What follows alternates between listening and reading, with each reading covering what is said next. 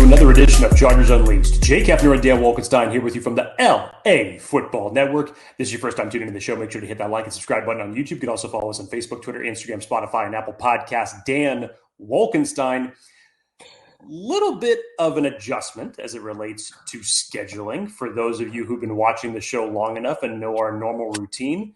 After a Chargers game, the day after, normally Dan and I give our instant reactions. Then, of course, later in the week, getting into a preview of the game that is forthcoming. It's going to be a little bit different than that. So we're going to take a little bit of a mixture of the reactions, talk about some things that took place during the Arizona game, things that need to improve, while also turning the page to the game coming up this Sunday against the New Orleans Saints. And Dan, there were a lot of finger pointing that was taking place after Monday's game. And if anybody wants to know why this show is coming out so late in the week, if you want to point fingers at anybody, point to the man to my left. Dan Wolkenstein is actually on the road once again, currently in a hotel lobby on the East Coast, and we are doing Chargers Unleashed. It's like midnight. This is when we have found the time to do this. This was our window. So again, apologies for the late schedules, but this is going to be, as I mentioned, kind of a hodgepodge episode because we have several people that called into Chargers Unleashed following the loss to the Arizona Cardinals on Monday Night Football with a lot to say in terms of some displeasure, things that need to change.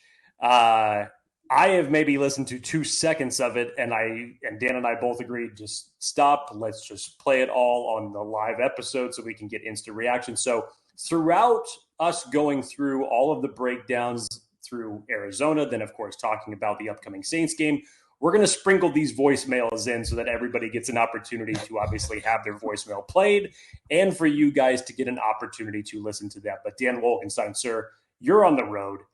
I've talked to you sporadically throughout the weeks since Monday's loss.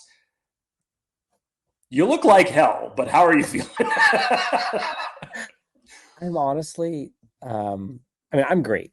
Other than outside of Chargers world, things are awesome. I'm kind of at a loss for how to feel right now about this Chargers team for multiple different ways, which we'll talk about today. But generally speaking, disappointing loss to the Cardinals, understatement. The manner in which they lost, awful. So many things went wrong. Just awful puck luck, in my opinion, in a lot of ways. But there's also just bad things happening that they couldn't overcome. And it's unfortunate because Jesse Minter has this defense playing really, really good football. And it's unfortunate because the offense was rolling, at least yardage-wise. But again, they could not take advantage of opportunities and shot themselves in the foot. And it seemed like every bad call, every bounced ball, every fumble, every tip pass, everything that could go wrong went wrong. And it's just unfortunate. And those are just those weird games. But it's going to be fun to turn the page from that to the Saints game. And we want to talk about what world we're living in now, where this Chargers team, Jake, offensively, they rank worse than the Saints. They rank worse than the Saints, who don't have a quarterback. Even if they had a starting quarterback that's not injured, it's still not what the Chargers are having at their quarterback level. They got to get this offense figured out. So, like you said, I'm excited to sprinkle in these voicemails. I will listen to the voicemail ahead of time. Jake listens to them live. I listened to, like Jake said, maybe 2 seconds of them, and I said, you know what, screw it. This is a good episode for us to just do this thing together and go through it with the Chargers fans. Jake, so before we get to the first voicemail, let's pay the bills. Let's talk about our friends. Want to remind everybody that BetOnline is the world's most trusted betting platform and number one source for everything football. BetOnline is every stat, every matchup, and even live odds and spreads to bet on during the games. You think you know your stuff? Get in on our 200,000 mega contest and pick 5 games against the spread every single week for your chance at weekly prizes and a share of up to $200,000. When the game is over, head on over to our online casino and get on a game of blackjack or poker or unwind with one of our 150 slot games. Head on over to the website today. That's betonline.ag. BetOnline, the game starts here. Dan, real quick before we kind of get into this, because you mentioned it in terms of puck luck, just everything that wasn't happening for the Chargers, everything that was going right for the Cardinals throughout that game. I feel like you and I, when we did our preview episode last week leading up to this game, we jinxed it. I feel like we jinxed it. I feel like we gave it the proverbial kiss of death because everything that Dan and I were talking about in terms of offensive execution, in terms of what you wanted to see from this Chargers game, coming off of that Denver Broncos game where you had or what you could not see, balanced offense. Justin Herbert was finally letting it go. The running game was good. That was the balanced offense that we were hoping to look for. When Dan and I went over all of the statistical things defensively for what Arizona does, one of the worst teams in terms of giving up points, one of the worst teams in terms of their pass rush win rate, one of the worst teams in terms of stopping the run. I mean, they've had teams run all over them throughout these last few weeks. Chargers could not get the running game going. Justin Herbert, while he put up his best offensive performance, you still had his weapons letting him down with 7 drops that he had throughout that game. Defensively, Dan, you turn the page on that. There is one big thing that we said you couldn't allow to get going, and that was James Conner in the running game. Not only did he get going, but he was carrying dudes for 3 or 4 yards, as he had one of his best games of the entire year against this Chargers defense. And as you mentioned, Dan, you had to watch out for it, and you thought that Bo Nix would have been a good warning sign the week before. You can't allow Kyler Murray to escape the pocket, break containment, and of course he did for a 44-yard run all the way to the end zone, which, of course, led to the Chargers' demise. Dan, it was sickening to wake up on Tuesday morning to find out that Justin Herbert is the only quarterback in NFL history to put up the stats that he did in that game, to throw for over 300 yards and not score a touchdown. I'm trying really hard not to curse 5 minutes into this episode. You are making it damn tough. Let me tell you. We talked about it. Can this Chargers team score in the red zone? Touchdown, ideally. Can they contain Kyler Murray? And can they stop James Conner? Those are the only ways that they lose this game. And wouldn't you know it, bang, bang, boom. All 3 transpire. There were a lot of positives in that game too. Justin Herbert got going. You got to see a hot Justin Herbert. You got to see Cameron Dicker hitting a 59-yard field goal. You saw big man rumbling until he fumbled. Tyler Hart again. You got to see there was some good. But this is not winning football on offense, period. And it's unfortunate because we all talked about just give us an average defense and this Chargers team should be cooking. They have a better than average defense right now. They have a darn good defense, and they are crippled by this offense. And that is so sad to say when they're led by Justin Herbert. So, Jake, voicemail number 1. You ready? Again, these are all from post clock hitting 0. You sound pretty pissed off. I think it's time that we give the platform to someone else. Okay, so here we go. Voicemail number 1. Again, this is live reactions. Jake and I have not heard any of these. We have an offensive coordinator who I genuinely think goes to Madden 25, NCAA football 25, and picks and chooses what plays he wants to run. Because tonight's play calling was fucking atrocious. And I don't get. What did he say? Fucking atrocious. I understand. We're losing. We don't have the receivers. We don't have the talent. But when you have Herbert slinging and dealing, and on a 3rd and 4th, with the 2-minute warning coming up, you decide to try a deep shot. I promise you right now, this team is better than a 3-3 team. It's ridiculous that we're even talking about losing to the Cardinals. The Cardinals.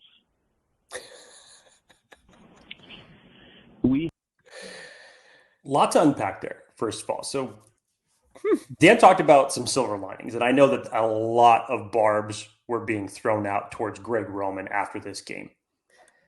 Unfair, in my opinion.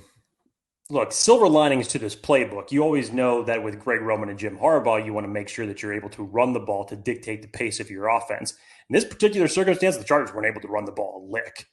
There were so many close runs by J.K. Dobbins where you just felt like, so close that he was going to bust one open and take it down the field. It just never ended up happening. Now, you flip that. Justin Herbert looked great, phenomenal, slinging the ball. I actually was okay with a lot of the play calling that Greg Roman ended up calling throughout this game. I loved the involvement of Will Dissly. Somebody had to step up in the midst of not having Quentin Johnston out there. Somebody had to step up. And I loved how they were getting Will Dissly involved. Dan and I thought that this was going to be a prime game for Ladd McConkey to cook. Unfortunately, that didn't end up happening. He really didn't end up getting going until later in the game.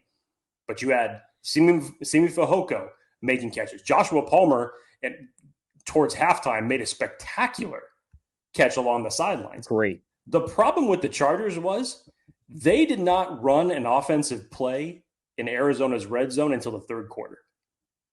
You had one opportunity to do it, and you had it for about 1.5 seconds until you fumbled it in the back of the end zone, obviously by the Jalen Reagor, which turned everything around. The Chargers had 2 turnovers and only 1 offensive possession, which was really weird at that point of the game.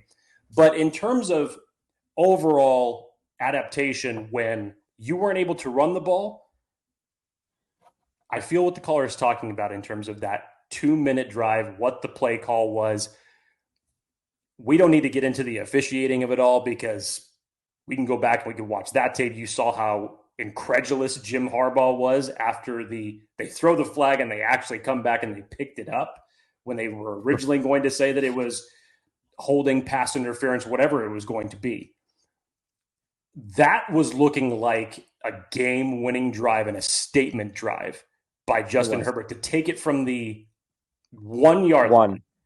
And it looked like he was going to drive. Now, I was texting Dan during that drive, and I said, you know what? If this doesn't go in for 7, I just don't see this defense stopping him because in 2 or 3 plays, they're going to be right into field goal position. And they were. So I feel you on that. But there are some silver linings to this playbook. In terms of execution, yes, your receivers dropped 7 passes. In terms of when Justin Herbert didn't need to take a sack against a team that has one of the worst pass rush win rates, they got 3 sacks.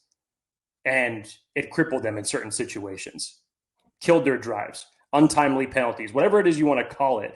It was just one of those type of games for the Chargers. If this leads to Greg Roman having Justin Herbert uncork the ball a little bit more in these scenarios, by all means, let it roll. Let him go. And let's remember, yes, you didn't have Quentin Johnston.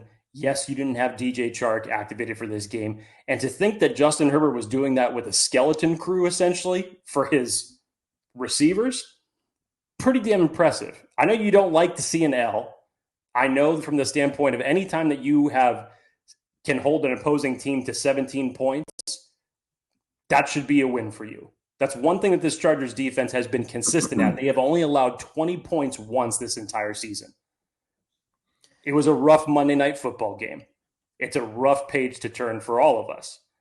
But I think there are some unnecessary criticisms being thrown at Greg Roman when, if you just look at it as a whole, there were mistakes made on both sides, offensively and defensively, to why the Chargers ended up getting them in the position that they were in. Yeah, I mean, a couple things there. To me, this was less about play calling and more about execution. I mean, their offense was cooking. I know they were leaning more on Justin Herbert than they were on the running game. They were more like a 2-to-1 team versus like 50-50 run to pass. They were 2-to-1 pass to run. Justin Herbert had like 39 passes or something like that. The issue was they just could not score a touchdown in the red zone. That was simply the issue. And you saw lots. You can talk about the puck luck and the. I don't think I've ever seen a game in which the Chargers force 2 turnovers that end up not being turnovers, and then score a touchdown and ends up not being a touchdown. And it's just like the point swings in these are just too far. And I think what has people frustrated is this was probably the first game that was like the definition of chargering in years past. And so, in my opinion, this is probably the first loss of the Jim Harbaugh era that going into the game, categorically, they should have won and they lost. Yeah. The better team lost in that game. I won't make light of this loss because this better be one that you hope it doesn't come back to bite you in the ass by the time that the season's over and when we're coming close to playoff time. So yeah, definitely this is a game that, in my opinion, the Chargers lost more than Arizona won in certain 100%. circumstances. 100%. So not making light of it at all, but you give credit. You give Arizona credit. Yes. On the turnovers that the Chargers forced, they played through the whistle. They played. Punched it out. They were able to get pressure on the quarterback. They were able to stop the run, things that they haven't done. No, but even on the extreme plays, on the Jalen Reagor bomb, they played to the whistle, forced a fumble. On the Tyre Tart interception, played to the whistle, punch it out. Like any other teams would just tackle them, live to die another day. So you give them credit for that. But you should, like, there in no world should your leading target be Will Dissly, Jake.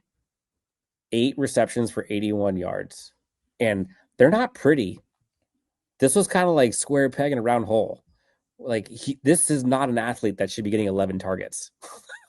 That's how bad the pass catchers are looking right now for this Chargers team with how many injuries they're dealing with. You know what the crappy part about this is? I mean, you talk about Will Dissly, the loss overshadows everything, but I wanted that win so bad that we could go back and we could look at that stiff arm from Will Dissly delivering on Baker.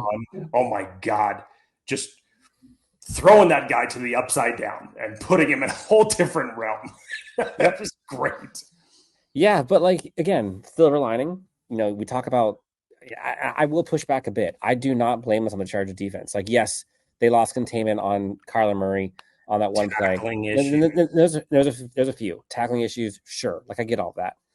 You still gave up 17 points. You gave up 145 yards passing. In terms of doing your job, you held Marvin Harrison and Trey McBride pretty much in check. And you allowed others, including Kyler Murray and James Conner, to beat you. Again, 17 points, Jake. You and I going into this game, I think we said it on the preview episode, score 20, you probably win. But this Chargers team can't score 20. Like, that's a trend. It's a bad trend. You cannot win football games in the NFL if your offense can't score 20 points. Period. And so, in my opinion, I think they have a deep playoff run caliber defense and special teams. And their offense is 4-13 offense. They got to get it fixed. And it's sad that is the state of a Justin Herbert-led offense, because I saw people on there starting to blame Justin Herbert for the loss and are saying that Justin Herbert doesn't know how to close, Justin Herbert doesn't know how to win. And I'm like, this is some trick that you guys are trying to pull, and it's not slick. It's just silly. And there's no excuse for it. There's no excuse for it. This Chargers team getting 5 field goals. Inexcusable. I'm glad you brought that up, because that's the bad trend. We talked about it last week going into this game. You need to fix the offensive woes in the second half. First of all, you're 1-3 in your last 4 games. In that stretch of games, you have failed to put a touchdown on the board in the second half in all 4 of those games. That doesn't work. That will not play. That will not sustain. That's not playoff football. You need to figure out a way to correct it. Wasn't it like the last 16 possessions they've had. It was a ridiculous number that they put up throughout They have that not scored a touchdown. It's awful. It's bad. And so I think that's what's most frustrating. Yes, the officiating was frustrating, but again, I kind of echo defensive coordinator Jesse Minter when he talks about, like, you can't expect them to call it the way that you think it should be. I'm paraphrasing, but they're going to call stuff pretty much like the epitome of NFL officiating. And while, again, the Chargers were victim of pretty much every questionable call in that game, they put themselves in those situations. And so that was a tough one. Voicemail number 2. Should I go for it? Again, you can call into the hotline, 323-902-7586. Leave a 30-second voicemail. Some of these went long, but you know what? People needed to vent. That's okay. Let's hear what the next caller had to say. Hi, guys. This is genuinely the most disappointed I've been in this team in a long time. And I don't know where to even start. We need to go get Mike Williams because this is the most sorry receiving core I've ever seen. I mean, he's not wrong, Jake. Look at the receiving core. Jalen. Also, did Brenden Rice run over someone's dog? What? When the snap counts were released, I think, what was it? Brenden Rice had 3 or 4 total throughout the game. There was obviously the one that there was the miscommunication that the Chargers ended up having to burn the timeout. Can't have that. I don't know. You would have thought, given the fact that Quentin Johnston wasn't active for this game and DJ Chark wasn't activated off IR, and Darius Davis, and you would have thought there would have been targets around for Brett. And Jalen Reagor gets brought into the practice squad, then elevated, and then supplants Brenden Rice. Now, I like the athleticism from Jalen Reagor. He's a fast dude. You liked the idea of them going deep. Hell, he caught it for about half a second. I mean, Will Dissly as the leading receiver, come on now. He dropped maybe 3 passes tonight. That's unacceptable. And tight ends dropped a lot of passes today. During that game, Jake. There was a little bit of a dichotomy from Will Dissly's standpoint, because we know what Will Dissly was originally brought in for this team for, his blocking acumen. But I actually really liked the fact that even Dan Orlovsky was bringing this up on the broadcast throughout the game to say that he was a very underrated receiver. And that's what I actually liked, was them integrating him more. You didn't have Hayden Hurst in this game.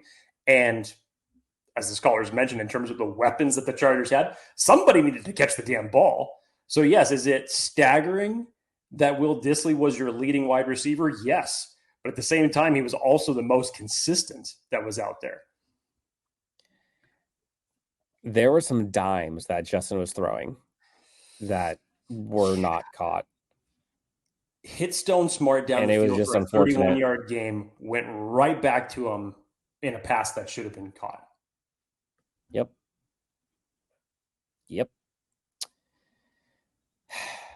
Let's continue. The inability to stop the run against James Conner is just unbelievable to me. How we can go from Brandon Staley, who's letting up a 20-yard pass on 3rd and 15, to now letting up the 12-yard run on a 3rd and 16. Like, what are we doing? We've got Jesse Minter calling Brandon Staley defensive calls. I don't know what happened. That's a little far. What, genuinely. But something needs to change. And I don't know if Chark coming off the IR is going to fix this or not, but I need to see something from these damn receivers. Actually. Mike, I just seen they released somebody, and so there's 52 men on the roster. There's room to go get Mike Williams. I don't know if we got the cap space or not. Something needs to be figured out there. Jalen Reagor is not the guy. I don't know what the idea was there. He had one nice catch and then immediately fumbled it out of the back of the end zone. No touchdowns and 5 field goals is unacceptable from Greg Roman. Unacceptable. I might be able to forgive all that if the reps weren't so bad today. So bad. There it is. Yeah, let's call Cam Hart for unnecessary roughness so that the Cardinals can cover the spread for Vegas. Yeah, that's fucking genius. Gotta love it. We are in our feelings, Jake. Yes. We are in our feelings. Look, lot to unpack there. One of the things that I did not get a chance to mention when I was talking about all the things that were going wrong for the Chargers, one of the things that I did mention last week that was worrisome to me was since Joey Bosa has been out, outside of Khalil Mack, the pass rush win rate for the Chargers has not been there. And it's been an interesting move in terms of roster that they activated Justin Eboigbe, and I know that they've kind of been using him a little bit at edge, and I'm sure that they've also been using Morgan Fox a little bit at the edge position to try to supplant that. I was a little surprised that during this period of time they didn't activate Tremont Morris-Brash to add a little bit more pass rush juice. So you have your three core now with Joey out, with Khalil Mack, Tuli, Bud Dupree. Those first two series, Khalil Mack was playing like his damn hair was on fire. I mean, he was setting the tone early in that game. The one thing that I know that this is always kind of a interesting topic, depending on what side of the fence you stand on as it relates to Joey Bosa, when he is in the game, outside of what he can do in rushing the quarterback, he's one of the best edge setters against the run in the game. And as the caller was mentioning in terms of what James Conner ended up doing to the Chargers defensively, yeah, Dan, I was thinking the exact same thing when it was 3rd and 16 and they ran a draw play and they almost got that whole sack of yardage back. It was a little bit frustrating. But Arizona was just winning the line of scrimmage on that day. They were controlling the pace. And when they did that, that allowed Kyler Murray to run play action and complete balls down the field. Now, I will not go as far as to say Brandon Staley-like defense, because if that was the case, you would have seen a hell of a lot more than 17 points scored on the Chargers for that. I think as it relates to Cam Hart, I think Cam Hart actually had a very quietly good game. Everybody's going to remember the two penalties that ended up changing a lot. But in terms of what he did defensively, he had a very, very nice game. The Chargers just got outplayed in some of the most crucial areas, and the things that they could not afford the Arizona Cardinals to do to them, they did. So outside of the Mike Williams umbrella, which of course is on a lot of people's minds now as we get closer to the trade deadline. There's a few names. There's a few names that are on people's minds. There's a few possibilities, and it may not even be just wide receiver that the Chargers are thinking about making a trade for. Who knows what could happen? Some people have thrown it out there that they needed a more athletically gifted tight end. You know who I'm talking about. I don't need to drop who the name is. I also think that they could use some help along the defensive line. Other people have thrown out the idea of a corner. That's music to Dan's ears right now. Who knows? The most disappointing loss in a long time for the Chargers? No. I would not even put this in the same realm as the Jacksonville debacle from the playoffs. It doesn't even sniff it. I understand the disappointment. I'm right there with you. It was a tough loss to watch in a game that the Chargers shouldn't have lost. But this is what happens. Immediate reactions after a game. We're all on high emotions. We got to figure out a way to turn I can talk. Gladly, I didn't talk those feelings on this show, but I talked those feelings privately to someone else who's on this show. Yes, you did. Look, we're going to turn the page to this game upcoming versus the Saints. But I think, and Jake, you and I talked about this offline, and I had tweeted about this earlier in the week about one of the painful lessons that I have learned over the last several years doing this show with you and covering this team is I cannot dealing with my negativity. Well, I mean, we're flipping roles at this point. Yes. It is kind of idiotic to base your predictions or expectations on a team purely on hope and optimism if it's not reeled in by reality. Or are you talking about some of the light that you have seen recently? Is that what yes. Okay. Yes. That's what I just want to make sure you're disclosing that. Yes. So what I'm saying is I know I'm usually the optimist and the hopeful, and I still like to think I'm optimistic, but I'm also tethered to reality. And so I tweeted this, and I thought this would be fun just to put on here. There's a difference between hope and optimism, right? And reality. And I can say that I'm hopeful, but do I expect it or am I going to bet on it? Absolutely not. So, for example, Jake, I hope the Chargers pass rush improves. The reality is it is the second lowest in the entire NFL. I hope that the Chargers' interior offensive line improves. The reality, Justin Herbert has faced the second highest pressure percentage in the entire NFL. Now, some people might say, well, if Alt and Slater are in, they both have been really good. And after that, they've only been, I don't care. You have a Jim Harbaugh and Greg Roman offense. You have Trey Pipkins as a possible swing tackle. You have all of these escape hatches. You brought in these guys, regardless of who it is, you're supposed to be standing on your offensive line, being the tip of the spear, being a weapon. Need to make it work. Yes, especially when you have Jim Harbaugh and Greg Roman. Jake, I hope the Chargers can score a second half touchdown. The reality, though, worst second half scoring team in the entire NFL. They haven't done it in 4 weeks. So again, there's hope and then there's reality. And so maybe that's what has made me a bit more jaded, a bit more cynical. I can remain hopeful, but I also am getting that dose of reality. And so until someone tells me otherwise, I'm going to go off what my eyes and ears see and hear.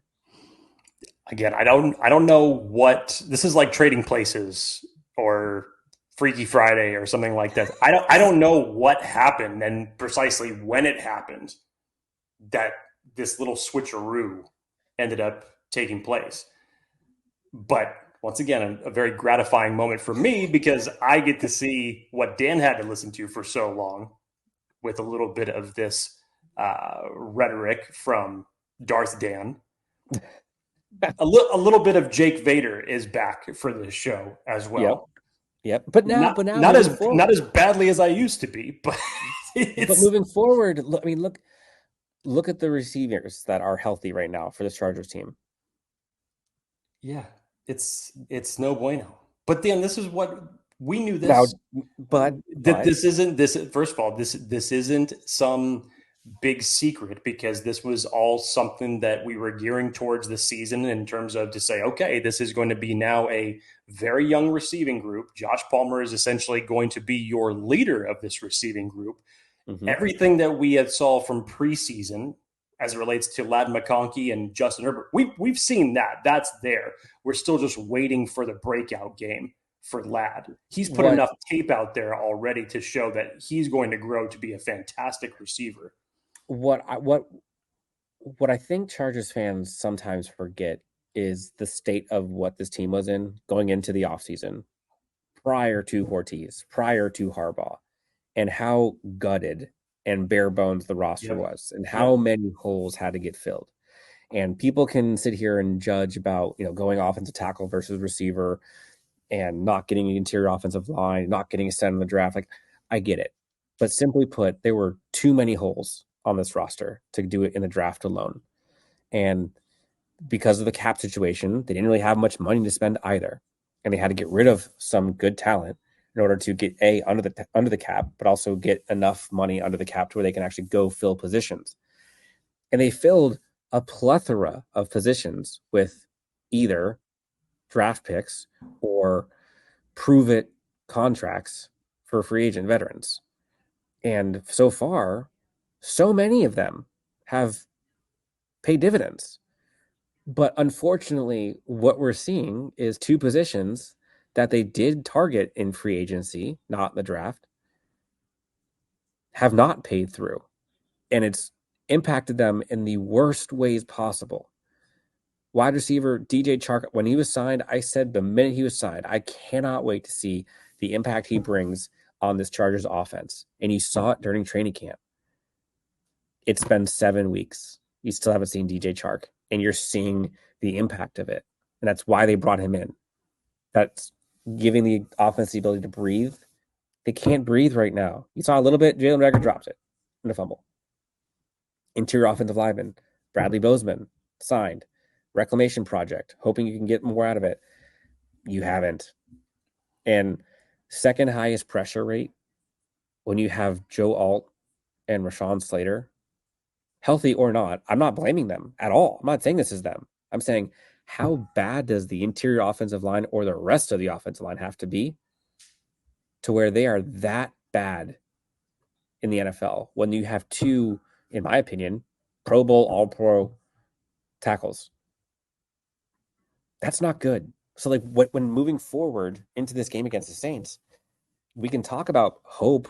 You know, Joey Bosa, in theory, could be coming back. Looks like he is. DJ Chark could, I hope. Right? These are all hopeful things. You hope the pass rush improves.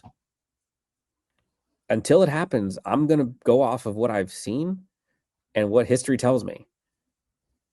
Now, DJ Chark, I do believe, makes a huge difference. And even with the Jalen Reagor signing, you saw that difference in speed in stretching the field. Now, it didn't pay dividends, but going up against the Saints team, statistically, you're worse than them offensively in almost every category. Now, defensively, you're better. But offensively, they got Desmond Ridder. They got a broken hand, Alvin Kamara. Chris Olave now come back from concussion. Sorry, you're thinking Spencer Rattler. Excuse me, what did I say? Desmond Ridder. Oh, sorry. Spencer Rattler. That's not bad. I'm sorry.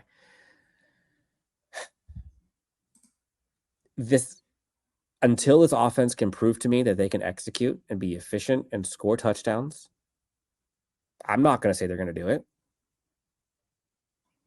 Please prove me wrong.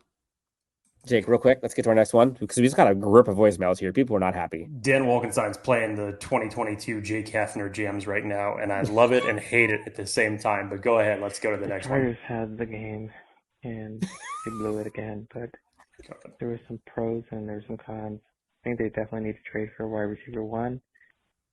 Do you agree, by the way? Do they need to trade for a wide receiver? You do need to make a trade for a weapon. I will say that. They miss the presence of Quentin Johnston and, of course, Chark. But until they do that, they won't be able to score. Imagine that. Did you ever think in a world that we'd be sitting here talking about when QJ's out, that they are missing Quentin? Shows you what a new coaching staff who actually knows how to utilize Quentin Johnston properly can do. Consistently. On to the next. First of all, my heart goes out to you. Good Lord. That really was sad. That was so sad. It was so sad. And even like how he ended it, just like on to the next one. Like, dude. Look, if I was with you, man, I would give you a hug. I'm so big sorry. bear hug. My tone of voice would have been not as depressed and more curse words, higher tone. The voice pitch would be a lot higher for that. Yeah, Dan, we don't know what it's going to look like when DJ Chark comes back. As of right now, in terms of the practice report goes, you would hope that he is activated for the Saints game. It's not looking so good for Quentin Johnston as it currently stands. We're recording this on Thursday. He was in practice. Friday on East Coast time. Yes, technically. He was in shorts for practice today. So it doesn't look too optimistic for him. I don't know what this is going to look like, Dan. Honestly, I don't. There's a lot to take away from it in terms of good and bad. And hopefully you can build on more of these things because when it comes to the running game for what the Chargers are going to need to get going against the Saints, and we expected this type of output from J.K. Dobbins, and we were talking about it last week, that was a prime opportunity for you to do it. And for some reason, you just could not do it.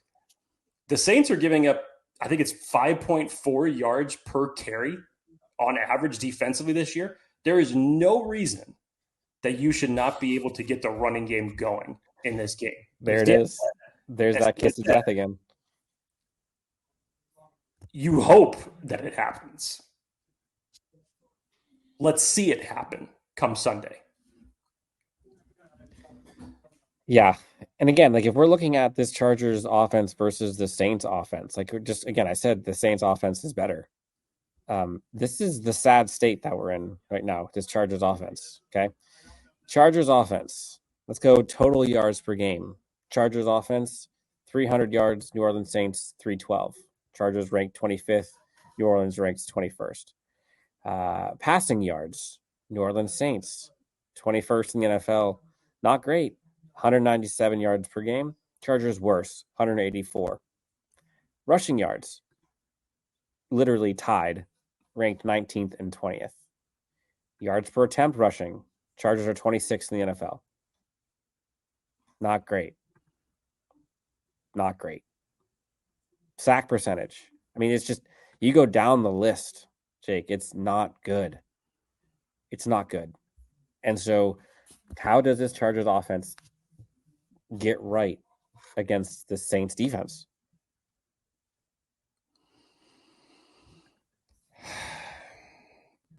Again, it starts with the trenches. It starts with the running game. When Daiyan Johnson is essentially your best performing offensive lineman, when you have Joe Alt and Rashawn Slater, that's an issue. You need to figure out a way to fix this. And as Dan said, we're now in week 7. These are when some of the issues that you have, and especially when we're talking about new coaching staff, gelling with new players, this is around the time where you start getting things in the right direction for what you want to execute.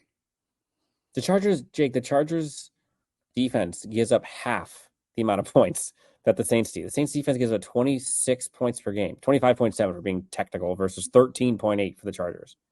25th in points allowed per game is this Saints team. Does that make you feel any more confident than it did last week? Not after what I witnessed on Monday night. No. Even with Spencer Rattler as the quarterback, no, it still doesn't give me confidence. Because 28th in the NFL in passing yards allowed, Jake. The Saints team is almost 249 yards a game. Does that make you feel more confident than you felt last week going into that game? Nope, not me. No. New Orleans Saints gave up 147 yards per game on the ground. They're fourth worst. This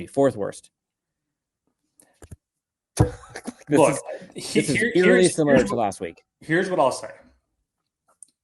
I think that you felt coming off of a bye, getting a win against the divisional opponent in Denver, in the fashion of which you did it. You got out to a very hot start, 20-0 lead.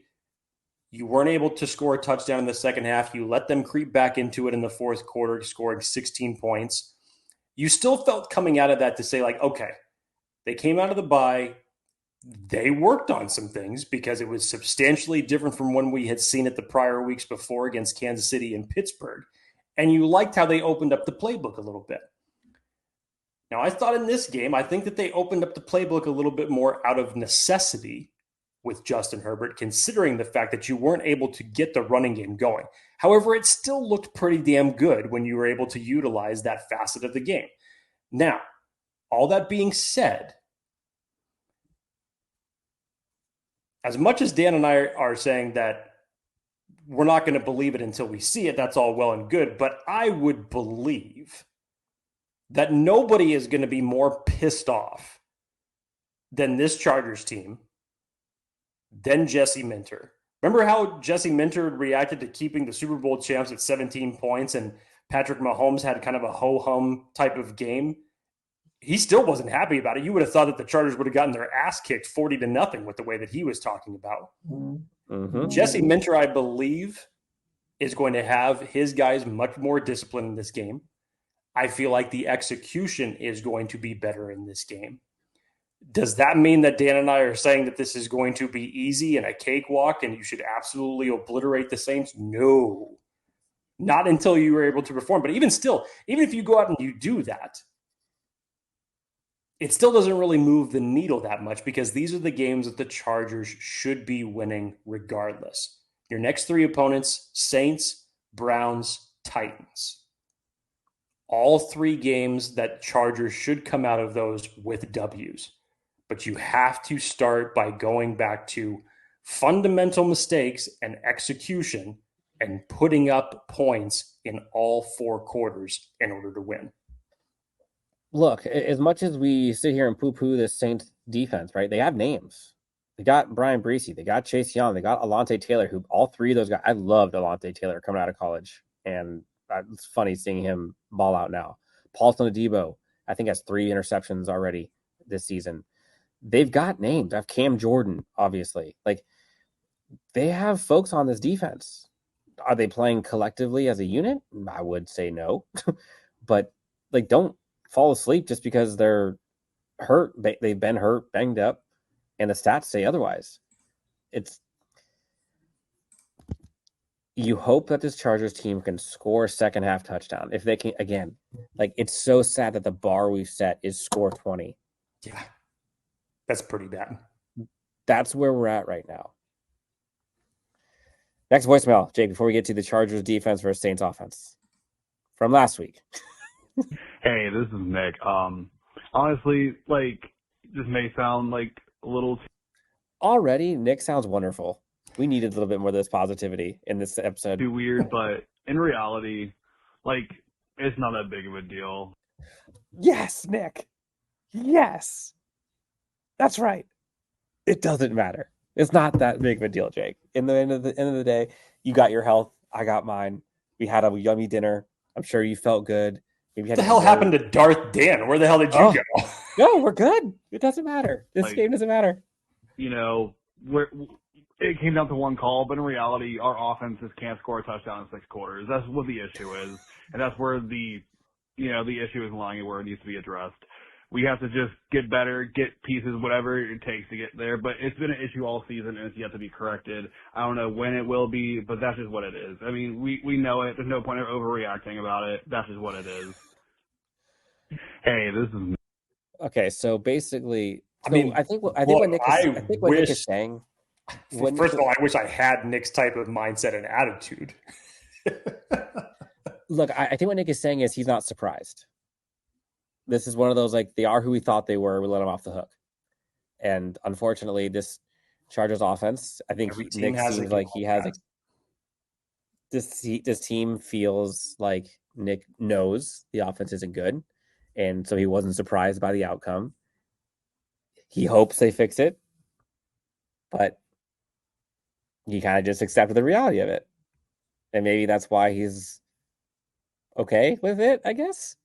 But look, Nick, like, in all seriousness, we needed you today. You were the MVP of this episode that we didn't know we needed. Palate cleanser from everything that Chargers fans, our callers, hell, even what Dan and I have been talking about in our negative spiel needed. Now, buried underneath this, Jake, as we flip the page to the defense for the Chargers versus the Saints, is because the Chargers have lost a few here, you can hope that maybe Jesse Minter's name can be a little quieter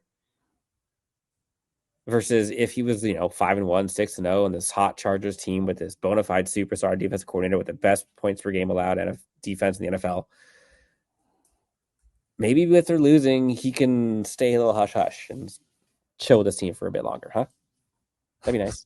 I see what it is that you're trying to do. Yes. We'll see it. We'll see how long that noise can stay quiet if it's not already loud enough. Unfortunately, we will. Yes. One more voicemail, Jake, before we get to the defense. Hey, Jake and Dan. My name doesn't matter. I'm just a faceless fan. To go from Nick to the beginning of this call. My name doesn't matter. I'm just a faceless fan. This team sucks. It's the same old story. It's like we can't shake off the stink. Can't shake off the stink. Oh, no.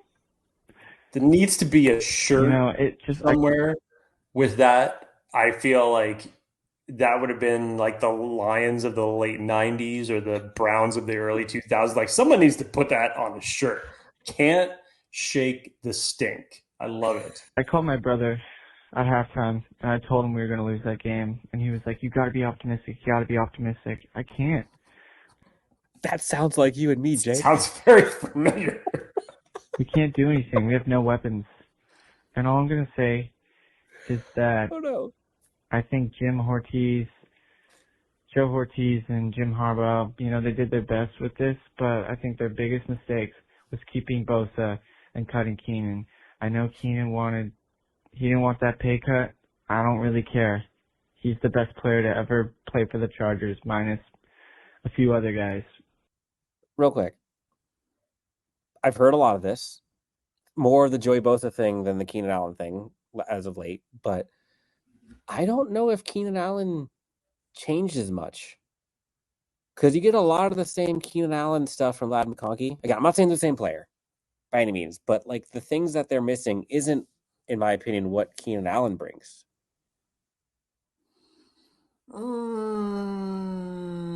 Keenan Allen separates. They have that underneath. I should say. Let me ask you this: if you could make the argument for what you were saying about your expectations and your excitement about DJ Chark when he was coming into this offense, and for the fact that we haven't seen him for the first 7 weeks, if you flipped that and you mean to tell me that Keenan Allen was still on this team, I would say that is credited to a win given the problems that the Chargers have had. Let's just say if you swap the two and DJ Chark wasn't on this team and Keenan Allen still was, from a standpoint of what he brings, the connection with Herbert, the ability that he has to separate, yes, I feel like that would have made the difference. Now, can't go back and change anything. Contract situations were what they were. I'm sure that I'm not sure. I know whether it was Mike Williams or Keenan Allen that Joe Ortiz went to both of them to try to make things work. Fortunately, it didn't end up going like that.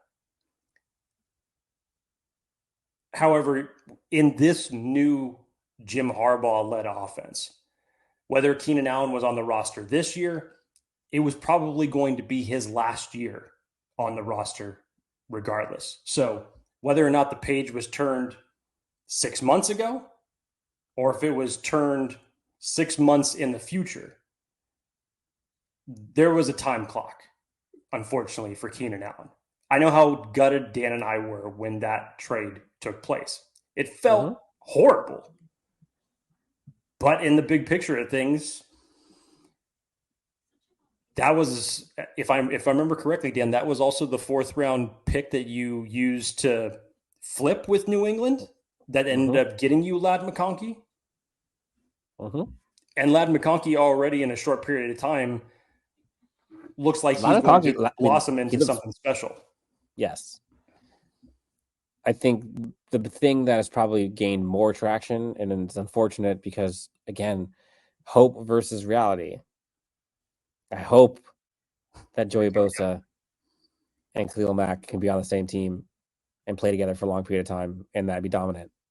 But the reality is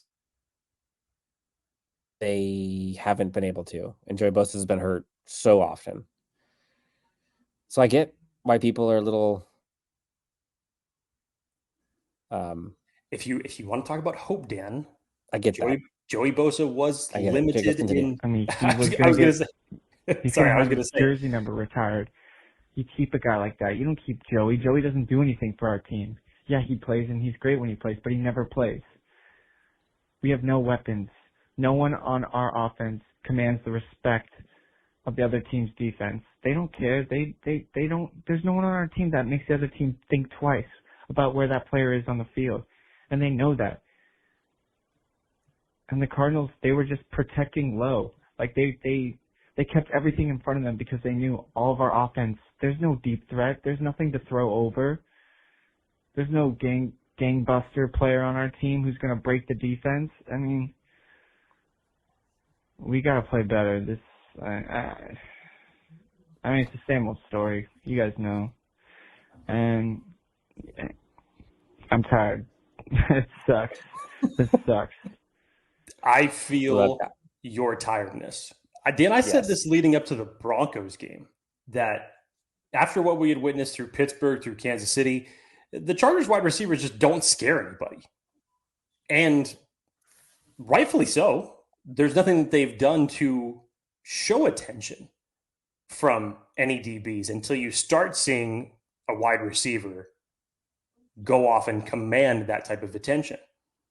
Now, They coming need, into this they need, game, they need a receiver that can get behind a defense consistently, or make Yes. them feel or fear that they can. yes. And I apologize for talking over I had a lag on my side from Dan's side, so I couldn't tell what was actually being played or what was being said. And So I had a apologize technical for difficulties on my timing. side too, so we'll see as this goes through if this even went in. But that's one of the biggest reasons, Dan, that everybody's talking about, that the Chargers need to go out before the trade deadline and get an additional weapon for Justin Herbert. Whether it's Mike Williams, whether it's a different receiver, whether it's a tight end, you need something to round out this group. You need to give Justin Herbert another option. As much as I enjoyed seeing Will Dissly getting involved in this offense against the Arizona Cardinals, we know where he's best at. We know that when he is utilized to his best ability, it is in there to chip and to block and to give some extra protection for Justin Herbert. And he does it very, very well. And yes, I think he is a very underrated tight end. Sure. But when But you have but being a leading yes, that's that high is not a popping. compliment. That is not a compliment to your offense if Will Dissly is your leading target. That was like the old argument when people would say, oh, yeah, Eric Weddle was the leading tackler for the defense a few years ago. It was like, it's not always a good thing when your safety is the last line of defense and he's the one that's doing all the tackling. You're not wrong. You're not wrong. So, Saints offense, Chargers defense. Like this is similar to the Arizona stuff. Like I'm not that concerned about that side. Like, Olave's back. Taysom Hill's back. Olave's back. Rashid Shaheed was lost for the year. They went out and they signed Marquez Valdez-Scantling. You know you have to pay attention to Alvin Kamara. If you want to use James Conner as an example of that, the utilization that he is probably going to get from Spencer Rattler in this game, that's probably going to be a focal point. And if there is one thing that you can't have going for a rookie quarterback, it's the run game. And if that also means the short dump off passes, you can't have those get going and have a quarterback settle in like that and then hit you over the top for a deep shot. You can't have those things going, Dan. In my opinion, even with the quarterback change of Derek Carr going to Spencer Rattler, I think there is more to worry about from this team offensively in terms of their weapons than there was for Arizona, honestly. And I know that the stats are not there from Spencer Rattler. Kyler, I disagree. I'm simply saying in terms of the me. Complementary weapons. I'm not talking about quarterback. X out quarterback. Oh, okay. Okay. Yeah. Yes. X out quarterback. You've got to find a way to bring pressure on Spencer Rattler. You have to get your pass rush back. And hopefully, Joey Bosa has logged 2 limited practices this week. You would hope that may indicate that it may come up to he's got one more. He's got one times. Yes, I hear it. And I don't like it. In the last 10 seconds. And I don't like it. I don't like it. Am I optimistic that it's going to happen? No. And if it doesn't happen, you still have to figure out a way to better your pass rush from this team. We don't have to ask anymore from Khalil Mack. We already know that he's going to bring it every single game. But in terms of guys stepping up, yes. Linebackers have to be better. Coverage, yes. Tuli, you need to see more from Tuli, from Bud Dupree. I would like to see a little bit more pressure come from this interior one way or the other, and you cannot allow this opposing run game to get going for the Saints, because right now that is Spencer Rattler's best friend. And if that starts going, things are going to open up over the top. Yeah. I mean, again, like, we want to sit here and nitpick the Chargers defense, right? Like, they gave up some busted plays last week. But on the whole, for the most part, this defense has been nails, and they have been more than capable of their side of the ball and holding their own. I mean, we're seeing things we haven't seen Chargers defenses do in years. We're seeing batted balls. We're seeing forced fumbles. We're seeing things that this team just hasn't done before. And we're seeing them hold on, forcing all of these things, multiple strings of 3 and outs. Like, the Chargers defense is good. Don't get it twisted. The defense is not the reason why they're 3-3. At least on the losing column side. This offense has to get right. This offense has to get to average. Now we're doing this. We're doing this now. Can the offense just be average? That's where we're at. Can we see an average Chargers offense led by an elite quarterback? They should be able to make that happen. Wasn't long ago that we were asking for an average defense. Now we're asking for an average offense. Next voicemail. We got 2 more, Jake. Hey, what's up, Dan and Jake? This is Young West. Love the show. Yeah, I just want to talk about yesterday. I mean, was it Halloween yesterday or something? Because it was just a nightmare out there. The offense looked horrendous. I mean, it looked like we were playing football out there instead of football. We were just kicking the ball all night. And for the people that are giving Justin Herbert a hard time, I mean, the guy threw for over 300 yards. I think only had maybe 12 incompletions. I'm not sure the exact stat. And those incompletions, a lot of them were drops that hit the hands of the receivers. I mean, they just got to make those catches. It's not Justin Herbert's fault that the receivers aren't getting space. I mean, he's not wrong. We lost him there. He's not wrong. Justin Herbert went 27 for 39 for 349 yards, sacked 3 times. I think there were 7 drops logged. So he was 7 hot coming out of the gate, incompletions. 7 of the 12 incompletions were drops. So in theory, 5 incomplete passes.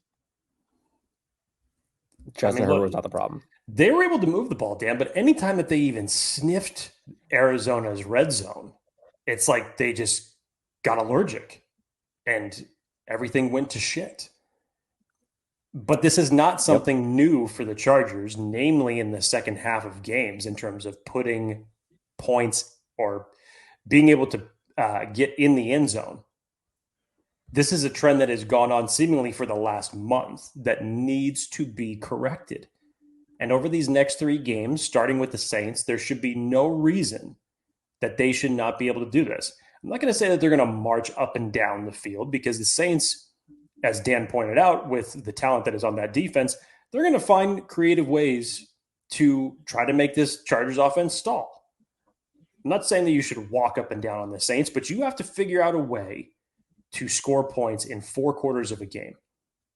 At least close the game out with putting points in the end zone. At least do that. Figure out a way to close games. The likes of that 10-play drive that 20-play drive in Denver that took off 10 minutes of the clock, I thought we were getting a sequel to that when the Chargers started at the 1. Yeah, that 15-play drive that ended in a field goal. And Justin Herbert was in his bag in that drive until the Chargers got inside the 25. You need to figure out and eliminate those small mistakes and be able to win your matchups in the red zone. Look, the Chargers are going up against the Saints team that has lost 5 straight. They got the doors blown off of them by Tampa Bay, 51-27. They lost badly to the Broncos, 33-10. Lost badly to the Chiefs, 26-13. And then before that, 2 close losses, one to the Falcons, one to the Eagles, 26-24, and one 15-12. The Saints team is not good right now, and they should be beaten. Will they? I hope. Before we get to our bold predictions, final predictions, Jake, one more voicemail. And again, fam, thank you guys. I know there's a ton of you looking to get in here. Want to make sure that we got these voicemails in because you wanted to be heard. You wanted to be, loud in your response and your reactions. And we want to support that any way we can. Again, 323-902-7586. Leave us a voicemail. Call into the Chargers on these hotline anytime with your questions, thoughts, reactions, predictions, etc. We'll get them on the show. Last one, Jake. We made it before our predictions. Hey, Dan. Hey, Jake. My name doesn't matter. But you know what does matter? First off, this sounds oddly familiar. Great start. Having a wide receiver one matters. Having someone on the offense who commands the respect of the defense. There's no one on our team who's... I almost cussed. Sorry. There's no one on our team who commands the respect of the opposing defense. I really, truly hate Greg Roman with all my heart, and those games when, we can't run the ball, I'm like, what are you even here for? That offensive line was disgusting. I don't know what happened. That was so surprising. That was like the one thing that I'm always like, well, at least we have that. We didn't even have that. This team is killing me. It's killing me. It's ripping my soul apart. I'm going to be able to create whole cruxes with the way that they're ripping my soul apart. So, I'm still going to be a fan, obviously, because I'm a sucker. I'm cursed with being a Chargers fan, but, great loss, guys. Great job. Greg Roman sucks. Anyway, bolts up. Oh my Lord! Great that loss. was first of all, that was up. a great call to end on. My name doesn't matter, but you know what does? Wide receiver. I mean, what an intro! What an intro! Making the Horcrux references, drops of the Harry Potter. I mean, that was brilliant. Once again, it shows the passion and the emotion of Chargers fans after a loss. This is why Dan brings up the term, imagine the euphoria when the Chargers win, because it's quite the opposite when the Chargers lose. It is a completely different realm. There are uppers and there are downers. Circumstances happen. Dan, it's one thing when we all know the circumstances of what took place when the Chargers had to go up against the Chiefs. You were down both your tackles. Justin Herbert was still hobbled. There was even questions about him going into the game. It was one thing when you couldn't run against that team given the circumstances and given the fact of who Kansas City has in the opposing defensive line. As mentioned in this call, the running game was not able to get going against Arizona. The offensive line was porous in terms of the pressures that it gave up to Justin Herbert. And 3 sacks.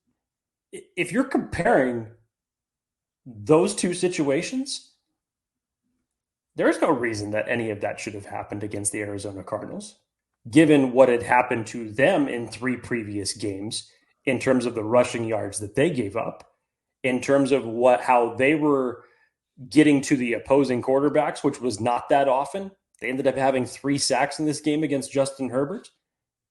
One of those in particular really killed the drive. You just look at it in that circumstance. We've talked about this ad nauseum for the past hour. This was a game that the Chargers should have won. Based on their fundamentals, based on their identity for how they want to execute, how they want to run the ball, how they want to have Justin Herbert command, and ultimately putting up enough points to win a game. You keep a team, any team. Doesn't matter if it's Arizona or the Chiefs. I'm struggling to not. You have them at 17 points. There should be a way with Justin Herbert that you find a way to win that game. Yep. This is one of those type of games that, believe it or not, it's not just the Chargers that suffer these. Every single team suffers at least one of these type of games. Unfortunately, the Chargers just seem to suffer these type of games more than most people, but that's in the past. That's in the past. And as Dan mentioned, that's maybe the reason why so many people were so frustrated after Monday night's loss, because it was those old familiar feelings that came on back. And I get it. But look, how do you turn the page? What's your prediction? What's your prediction? Tough as that color was, I guarantee you the players are twice as pissed off about that. Jesse Minter, I'm sure, had everybody's eyes on the film, and it was not good film to watch.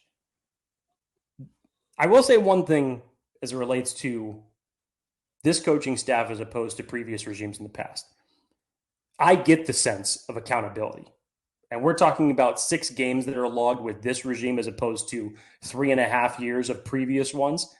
I feel more sense of accountability in a short period of time with this coaching staff than I have with the last 3. I will say that. Yeah. If there is one thing to hang a hat on, I will say that.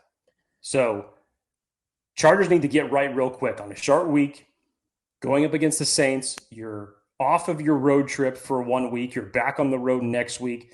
There is no reason that you should not win this game. And I'm actually not going to say the word but, Dan. I'm not going to use it in this sentence. There is no reason why you should not win this game. There have to be some corrections, though, in terms of fundamentals, tackling, execution, especially on offense. Figure it out. You should hopefully have certain players coming back this week that will help on both sides of the ball. The laundry list for the Chargers is still long. We have no idea what it's going to look like come Sunday. But optimistically, you should have a couple of key pieces back that can help you on both sides of the ball, and you should be able to win this game. So, sorry. Bold prediction. You wanted my bold prediction or you wanted my final score prediction? Both. Let her have it. Maybe it's one and the same. You know, I said last week that the Chargers were going to force 3 turnovers. I'm not going to say that this week. I say that the Chargers have 3 sacks. Because you've barely been able to sniff anything, feels like seemingly for a month. I know you ended up getting 2 against Bo Nix, but for the fact that your pass rush win rate has just been god-awful for a while now, I would expect that to get better this week against a rookie quarterback. You hope it gets better or you expect it to get better? I hope it gets better. Okay. I would also expect that it gets better against the circumstances of who's under center. Final score prediction.